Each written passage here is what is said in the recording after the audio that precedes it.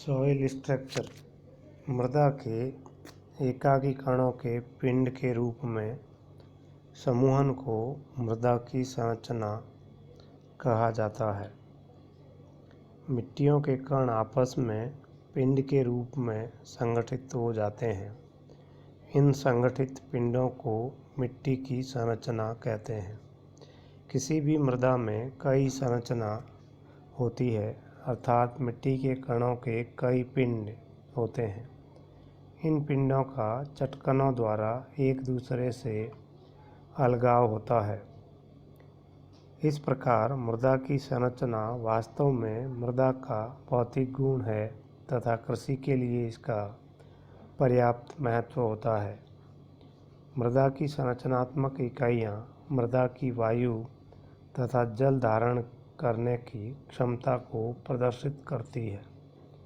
मृदा की संरचना मृदा में जैविक तथा खनिज तत्वों का प्रतिनिधित्व करती है। मृदा की संरचना मिट्टियों में जल के क्षैतिज व लंबवत संचलन को निर्धारित व नियंत्रित करती है। यह मिट्टियों के अपरदन की प्रकृति तथा दर को निर्धारित करती है। इस प्रकार मृदा संरचना अत्यंत महत्वपूर्ण होती है। मिट्टियों के कणों के प्राकृतिक एकाकी समूह या पिंड को पैड कहते हैं। मिट्टियों की जुताई के कारण उनके टूटने से प्राप्त कणों के समूहों या पिंडों को क्लाइड या ढेला कहते हैं। मृदा की संरचना के प्रमुख गुणों के अंतर्गत पैड के आकार, विस्तार तथा स्थायित्व को सम्मिलित किया जाता है। आकार की दृष्टि से पैडों को 4 प्रकार से विभाजित करते हैं: प्लेटी पैड, प्रिज्मेटिक पैड, ब्लॉकी या कोनिक पैड तथा गोलीरा या दानेदार पैड। मृदा की प्लेटी संरचना में पैड पतली पतली पट्टियों के रूप में क्षैतिज अवस्था में होते हैं। प्रिज्मेटिक संरचना में पैडों की स्थिति स्तंभाकार या लंबवत होती है। ब्लॉकी संरचना में पैडों की स्थिति झुकी होती है, जबकि मृदा की गोलीय संरचना में पैड गोल आकृति के होते हैं। पैडों तथा एकाकी मोटे कणों वाले खनिजों के चारों तरफ विभिन्न पदार्थों का लेप होता है। इस तरह के लेपों से युक्त पैडों को कूटान कहते हैं। मृत्तिका लेप वाले पैड को मृत्तिका कूटान कहते हैं। इसी तरह लो ऑक्साइड कूटान, मैग्नीज ऑक्साइड कूटान, जैविक पदार्थों के लेप वाले कूटान आदि महत्वपूर्ण कूटान है। मृदा में इन पैडों तथा कूटानों का अत्यधिक महत्व है।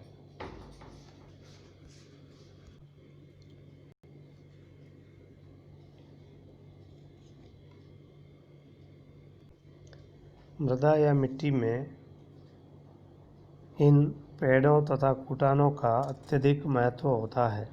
इन्हीं के आधार पर मिट्टियों के अध्ययन करने वाले विज्ञान को मृदा विज्ञानी या पैडोलॉजी कहते हैं। सॉइल प्रोफाइल्स या मृदा संस्तर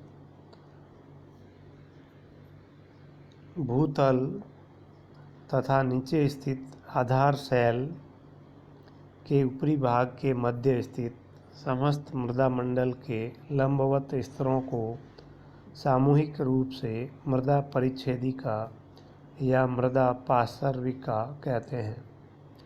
मृदा परिच्छेदिका मृदा के संघटकों के लंबवत वितरण का प्रतिनिधित्व करती है।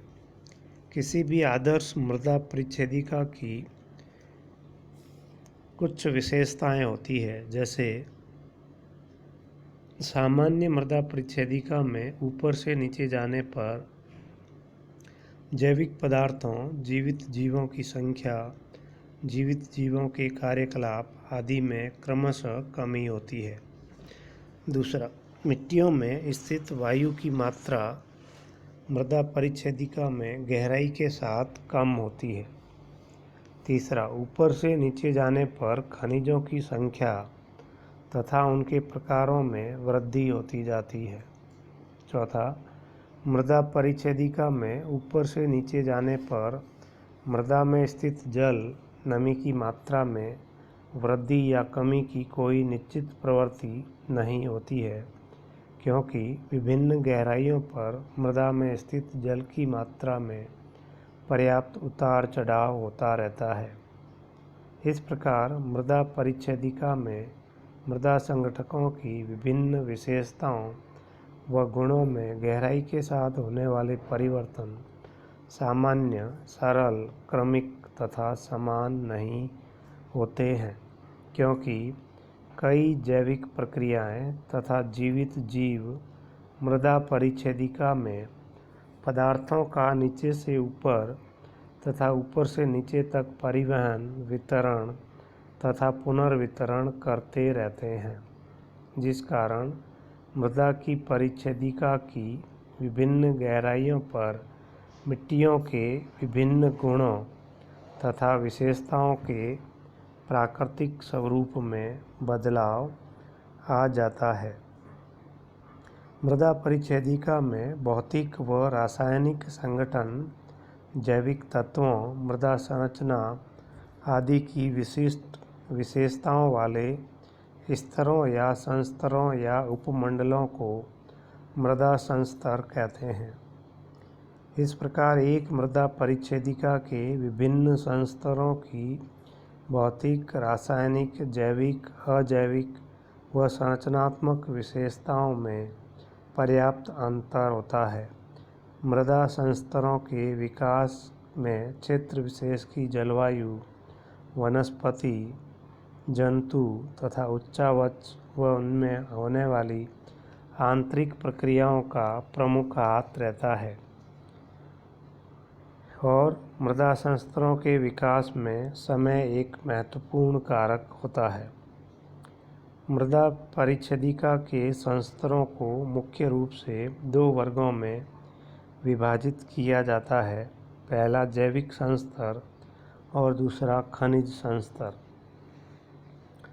पहला जैविक संस्तर। किसी भी मृदा परिच्छेदिका का सबसे ऊपरी संस्तर जैविक संस्तर या कार्बनिक संस्तर कहलाता है, जिसके अंतर्गत जीवित या मृत जैविक पदार्थों की बहुलता होती है। इस संस्तर को अंग्रेजी के ओ अक्षर द्वारा इंगित किया जाता है। ओ यानी ऑर्गेनिक। इन जैविक संस्तरों का पौधों व जंतुओं से प्राप्त जैविक पदार्थों के संचयन से निर्माण होता है। इसे पुनः दो भागों में बांट सकते हैं, O1 व O2। संस्तर O1 जैविक संस्तर का सबसे ऊपरी भाग होता है तथा इसका निर्माण मौलिक वनस्पति के पदार्थों द्वारा होता है। इन मौलिक पदार्थों की दो तरह की दशाएं होती है, शुद्ध या ताज़ा पर्ण ढेर तथा आंशिक रूप से वियोजित पर्ण ढेर। इसे पर्ण ढेर संस्तर भी कह सकते हैं। इसे एल अक्षर से संबोधित करते हैं तथा आंशिक वियोजित पर्ण ढेर वाले संस्तर को एफ अक्षर से इंगित करते हैं। इसके नीचे O1 संस्तर के ठीक नीचे O2 संस्तर होता है, जिसमें पौधों तथा जंतुओं के परिवर्तित अवशेष होते हैं। O2 में पौधों व जंतुओं के मृत भागों का वियोजन तथा महीनीकरण द्वारा रूपांतरण होता है, जिनमें पौधों तथा जंतुओं के मौलिक रूप का सूक्ष्मदर्शी यंत्रों के सहयोग से पता किया जाता है। O2 संस्तर के वियोजित जैविक पदार्थों को हुमस कहा जाता है तथा हुमस निर्माण की प्रक्रिया व O2 संस्तर के विकास की प्रक्रिया को हुमसीकरण कहते हैं। दूसरा होता है खनिज संस्तर। इसका निर्माण अजैविक पदार्थों या खनिजों से होता है। ये खनिज दो प्रकार के होते हैं, संस्थान खनिज जैसे क्वार्ट्ज तथा मृत्तिका खनिज। इसके अलावा खनिज संस्तर के ऊपरी भाग में सीमित मात्रा में कुछ जैविक पदार्थ भी पाए जाते हैं। खनिज संस्तर में भी ऊपर से नीचे तक पर्याप्त विभिन्नताएं पाई जाती है। अतः इस संस्तर में 3 उप संस्तर होते हैं, ए, बी तथा सी। इन तीनों संस्तरों में पर्याप्त विभिन्नताएं होती है। प्रत्येक खनिज संस्तर के भी कई उप विभाग होते हैं, जैसे A1, A2, A3।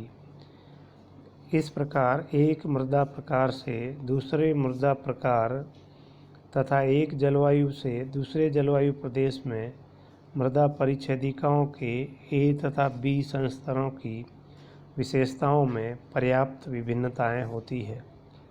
खनिज संस्तर के विभिन्न उप संस्तरों की निम्न विशेषताएं होती है।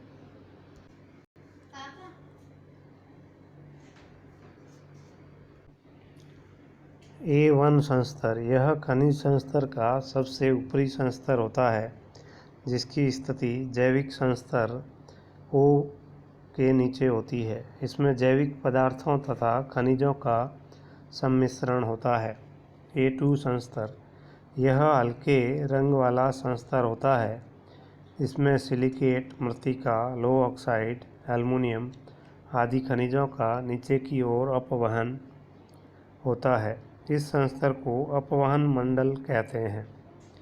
A3 संस्तर, यह संस्तर A2 तथा B के मध्य होता है, जिसे अवान्तर मंडल भी कहते हैं, परंतु इसकी विशेषताएं B संस्तर की अपेक्षा A के अधिक निकट होती है। यह सभी मिट्टियों में नहीं होता है। B1 संस्तर, यह संस्तर A तथा B संस्तरों के मध्य अवान्तर मंडल होता है, जिसमें A की तुलना में B संस्तर से अधिक मेल खाती है। यह भी सभी में विकसित नहीं होता है। B2, इस संस्तर में खनिजों, खासकर सिलिकेट, मृत्तिका खनिजों या सेसवी ऑक्साइड्स तथा जैविक पदार्थों का सर्वाधिक विनिक्षेपण होता है। इसी कारण से इस संस्तर को विनिक्षेपण मंडल कहते हैं। B3 संस्तर, यह संस्तर B तथा C संस्तरों के मध्य अवान्तर मंडल होता है, परंतु इसकी विशेषताएं C के अपेक्षा B से अधिक निकट होती है। यह मृदा परिच्छेदिका में उपस्थित या अनुपस्थित होता है। C संस्तर, आधार शैल के अपक्षित पदार्थों को रिगोलिथ कहा जाता है। ये पदार्थ ढीले तथा असंगठित होते हैं। इस संस्तर को अधोस्तर संस्तर भी कहा जाता है। इस संस्तर में A2, A3 या B2 संस्तरों के गुणों का अभाव होता है। इस संस्तर की विशेषताएं आधार शैल की विशेषताओं पर निर्भर करती है। इसे ग्ले परत भी कहते हैं। D या R संस्तर, मिट्टियों के नीचे स्थित संगठित, दृढ़ व कठोर आधार शैल के मंडल को D या R संस्तर कहा जाता है। इस प्रकार मृदा पार्श्विका या सॉइल प्रोफाइल को हम विभिन्न स्तरों में विभाजित कर सकते हैं। मिट्टियों की उत्पत्ति प्रक्रिया, किसी भी प्रदेश में मिट्टियों का निर्माण मुख्य रूप से 2 कारकों द्वारा संपन्न होता है। पहला मृदा निर्माण प्रक्रम और दूसरा मिट्टियों के निर्माण और विकास को प्रभावित करने वाले कारक। मृदा निर्माण प्रक्रम के अंतर्गत उन भौतिक, रासायनिक तथा जीवीय घटनाओं तथा प्रक्रियाओं को सम्मिलित किया जाता है जो मिट्टियों के निर्माण में सहायक होते हैं, जैसे मृदा संवृद्धि, मृदा क्षति, पदार्थों का विस्थापन, पदार्थों का रूपांतरण आदि। एक निश्चित अवधि तक इन प्रक्रियाओं के क्रियाशील होने से मिट्टियों का निर्माण होता है। मिट्टियों की उत्पत्ति तथा विकास की प्रक्रिया अत्यंत मंद गति से कार्यरत होती है, जैसे कि 1 इंच मोटी मृदा के निर्माण के लिए हजारों वर्ष का समय लगता है।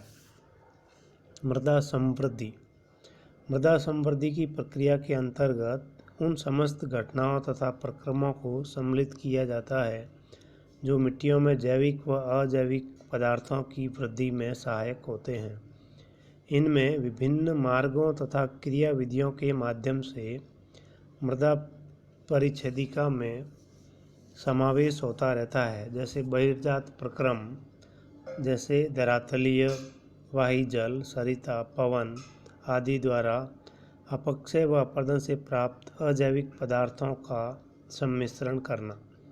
मृदा की ऊपरी सतह में सौरिक ऊर्जा, घुले पदार्थों से युक्त वर्षा के जल, वायुमंडलीय गैसों तथा धूलिकणों, हवा में रहने वाले जीवों, जैविक पदार्थों, मनुष्य द्वारा निर्मित पदार्थों आदि का संग्रह होना, पौधों की पत्तियों के ढेर से प्राप्त जैविक पदार्थ तथा उनके वियोजन से उत्पन्न उमस का मृदा के जैविक संस्तर में प्रवेश तथा संग्रह, मिट्टियों की विभिन्न परतों में जल के क्षैतिज संचरण के कारण मृदा कणों, जल घुले हुए तत्वों, प्रवासी व आयातित जीवों आदि का समावेश होता है। मिट्टियों के विभिन्न स्तरों में जल की ऊपरी मुखी गति, केशिका क्रिया द्वारा निचले स्तरों से घुले तत्वों का ऊपरी स्तरों में गमन, मृदावासी जीवों जैसे चींटी, केंचुआ, दीमक आदि द्वारा मिट्टियों के निचले भाग से पदार्थों का ऊपरी भाग में स्थानांतरण, मिट्टियों से पदार्थों की क्षति, मृदा मंडल से विभिन्न प्रकार के पदार्थों का विभिन्न प्रक्रियाओं द्वारा निष्कासन, स्थानांतरण व क्षति होती है। जैसे मृदा की ऊपरी सतह से धरातलीय जल द्वारा मिट्टियों का अपरदन, अपरदन से प्राप्त पदार्थों का अपवाहन। इस तरह पदार्थ नदियों द्वारा सागरों में पहुंच जाते हैं। वाष्पीकरण द्वारा मिट्टियों से ऊष्मा ऊर्जा तथा वाष्पोत्सर्जन द्वारा मिट्टियों के जल का क्षय। अनाइट्रीकरण। मृदा परिच्छेदिका में जल के क्षैतिज संचलन द्वारा पदार्थों का निष्कासन, अपक्षालन आदि क्रियाओं के द्वारा मिट्टियों के विभिन्न पदार्थों का ह्रास होता है। पदार्थों का स्थानांतरण। मृदा परिच्छेदिका में विभिन्न प्रकार के पदार्थों का लंबवत गतियों द्वारा स्थानांतरण ऊपर से नीचे और नीचे से ऊपर या ऊपरीमुखी व अधोमुखी गति द्वारा ऊपर से नीचे की ओर स्थानांतरण होता है। इसके अलावा इस स्थानांतरण में अपवहन की क्रिया, जिसे अपक्षालन कहते हैं, विनिक्षेपण, केशिका क्रिया, जीवों द्वारा ऊपर की ओर स्थानांतरण और पदार्थों का रूपांतरण आदि क्रियाओं के द्वारा मृदा का क्षय या मृदा की परिच्छेदिका में परिवर्तन उत्पन्न होता है। मृदा निर्माण के कारक। मृदा निर्माण के अंतर्गत 3 प्रकार के मुख्य रूप से कारक होते हैं, जिनमें जलवायु, जैविक कारक, उच्चावच, आधार शैल या चट्टान और समय। इन कारकों के द्वारा मिट्टियों का निर्माण होता है। दूसरे शब्दों में मिट्टियाँ जलवायु, जीवों, उच्चावच, आधार, चट्टान तथा पदार्थ व समय का प्रतिफल होती है। जलवायु कारक विभिन्न स्थानों पर स्थित नमी की मात्रा तथा तापमान को निर्धारित तथा प्रभावित करती है, जिससे मृदा परिच्छेदिका में जल की मात्रा व उसकी गतिशीलता प्रभावित होता है। इसी प्रकार तापमान मृदा परिच्छेदिका में रासायनिक, भौतिक व जैविक क्रियाओं व अभिक्रियाओं की दरों को प्रभावित करता है। मृदा के तापमान में वृद्धि होने से रासायनिक अभिक्रियाएं तथा वियोजक जीवों तथा जैविक पदार्थों के सड़ने गलने की दर तेज होती है। मूल पदार्थ किसी भी क्षेत्र में मिट्टियों का निर्माण आधार चट्टानों के अपक्षय द्वारा होता है, जिससे मिट्टियों के प्राथमिक व द्वितीय खनिज आधारित चट्टानों से प्राप्त चूर्ण के द्वारा मिट्टियों का निर्माण होता है। धरातलीय कारकों में ऊंचाई, ढाल, जल के अपवाह द्वारा अपरदन के स्वभाव, दर व मात्रा को प्रभावित करते हैं। जल प्रवाह व अपरदन बदले में मृदा निर्माणक प्रक्रियाओं को प्रभावित करते हैं। इस प्रकार मिट्टियों के विभिन्न गुणों व विशेषताओं का निर्धारण होता है। इसके अलावा जैविक कारकों, जिसके अंतर्गत वनस्पति, जंतु व सूक्ष्म जीवों को सम्मिलित किया जाता है। पौधों की विभिन्न विशेषताएं, जैसे पत्तियों का गिरना, भूतल पर एकत्रित होना, तना प्रवाह,